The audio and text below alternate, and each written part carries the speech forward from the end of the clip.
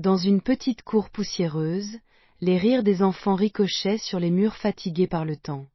Le soleil frappait fort ce jour-là, mais Aïssé, assise sur un vieux banc de ciment, ne sentait ni la chaleur ni le vent. Elle tenait entre ses mains une photo légèrement froissée.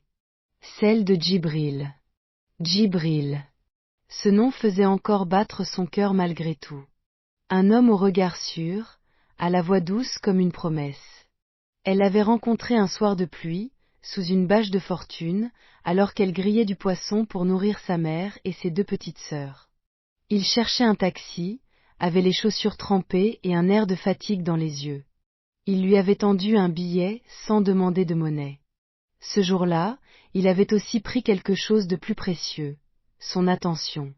Aïssé n'était pas une femme habituée aux rêves. Depuis son enfance, elle vivait dans l'urgence, vendre, courir, protéger. Elle n'avait connu que les responsabilités et les calculs du quotidien. L'amour, pour elle, c'était un luxe.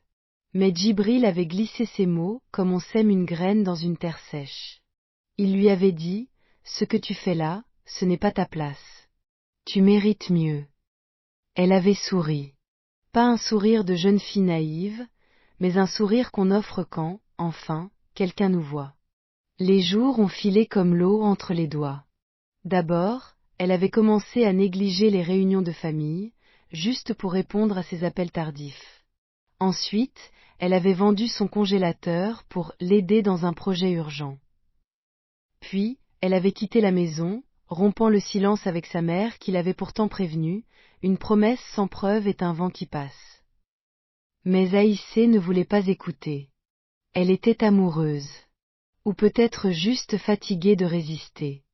Et là, dans cette cour silencieuse, le cœur plein de regrets qu'elle n'osait pas nommer, elle relisait pour la 100e fois un vieux message sur son téléphone. « Je t'aime pour toujours. Fais-moi confiance. » Son regard se perdit dans le vide, entre le passé qu'elle avait abandonné et l'avenir qu'elle ne reconnaissait plus. Le matin se leva avec une lumière pâle, presque timide. Aïssé sortit de la chambre d'une amie, chez qui elle dormait temporairement.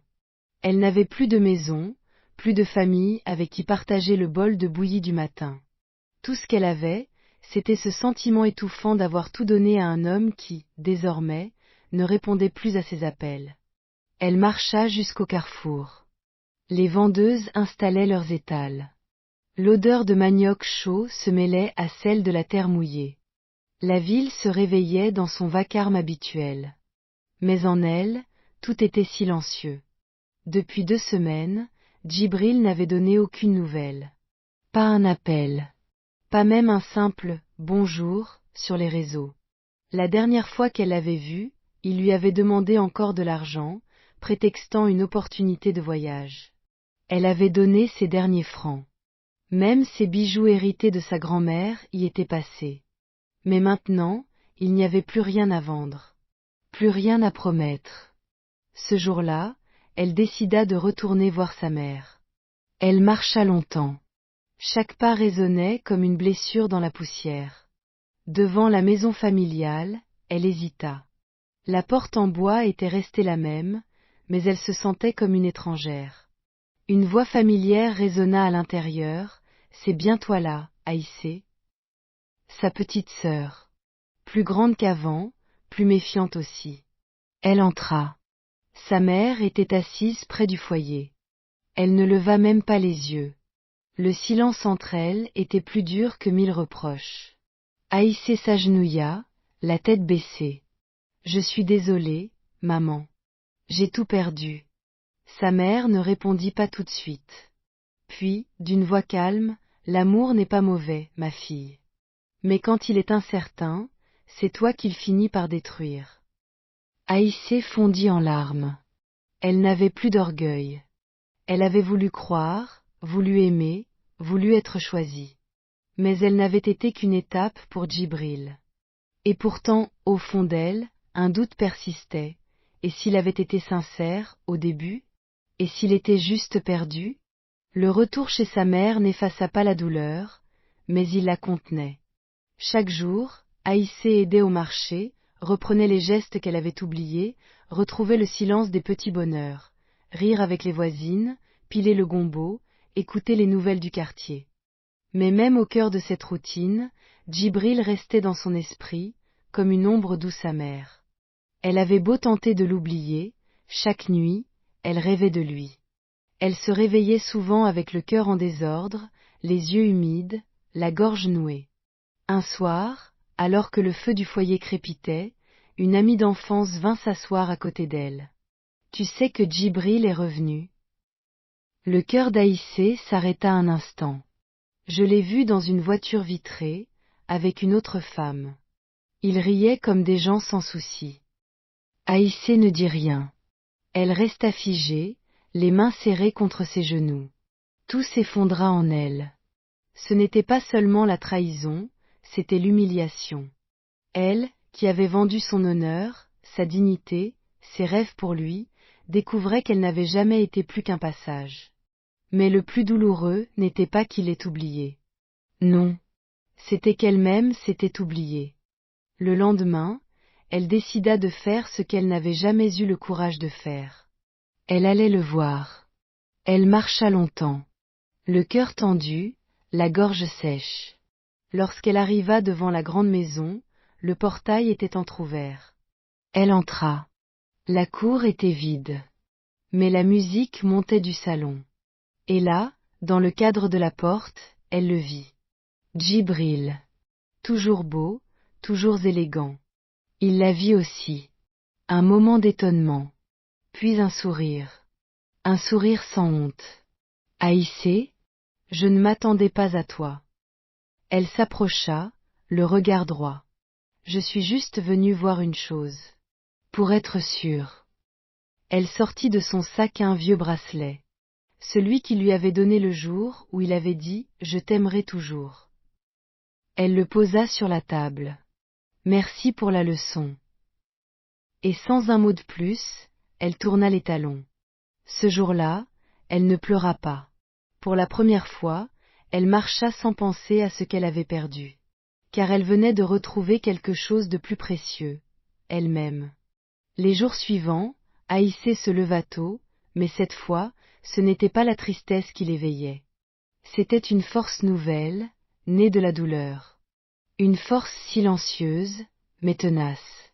Elle recommença à vendre au marché, sans honte. Son regard avait changé. Elle ne regardait plus le passé, elle construisait ce qui venait après. Les gens du quartier la regardaient différemment.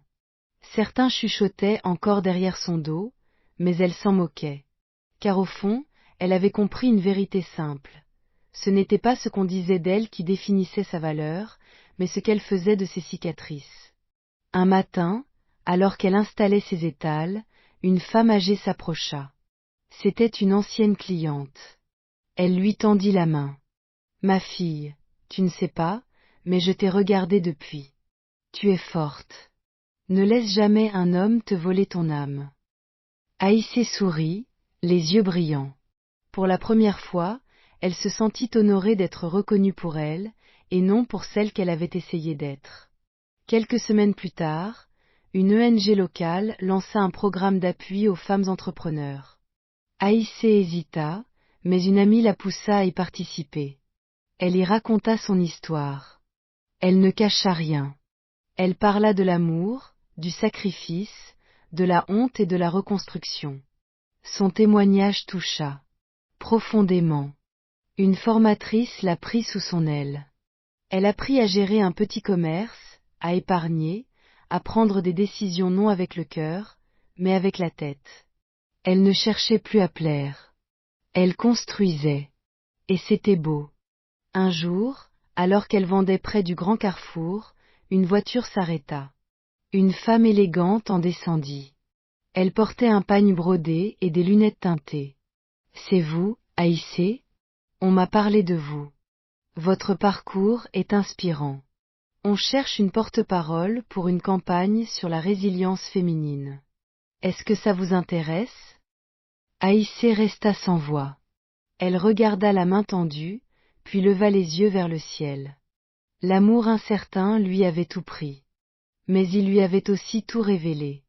Des mois ont passé. Aïssé n'est plus la même. Son nom est désormais connu dans les cercles de femmes battantes. Elle intervient dans des radios communautaires, anime des petits ateliers dans les quartiers. Elle n'a pas oublié ses blessures. Elle les porte comme on porte des bijoux forgés dans le feu, avec dignité. Et pourtant, parfois, le soir, quand tout s'apaise, elle pense à lui. À Djibril. Pas avec haine. Pas avec regret. Juste avec une étrange tendresse. Celle qu'on garde pour un amour imparfait, un amour qui a failli, mais qui, sans le vouloir, a ouvert un chemin. Un jour, elle reçut un message inattendu, numéro inconnu, mais le style, elle le reconnut tout de suite. Haïssé. Je sais que je n'ai pas été à la hauteur. J'ai tout gâché. Tu es devenu ce que je n'ai jamais eu le courage d'être. Pardon. Elle resta longtemps immobile, le téléphone dans la main. Elle n'avait jamais espéré de rédemption. Elle n'en avait plus besoin. Elle sourit. Puis, simplement, elle éteignit le téléphone.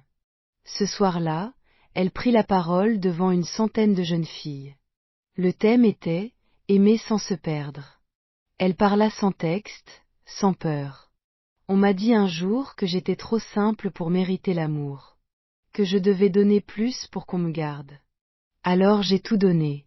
Et j'ai perdu. Mais ce que j'ai gagné ensuite, personne ne pourra me le voler. L'amour, mes sœurs, ce n'est pas ce qui vous vide. C'est ce qui vous élève. La salle resta silencieuse.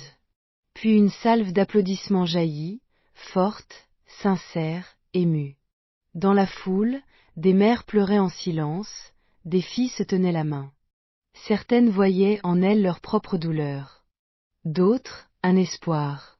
Haïssé avait sacrifié tout pour un amour incertain. Mais de ses cendres était née une femme libre.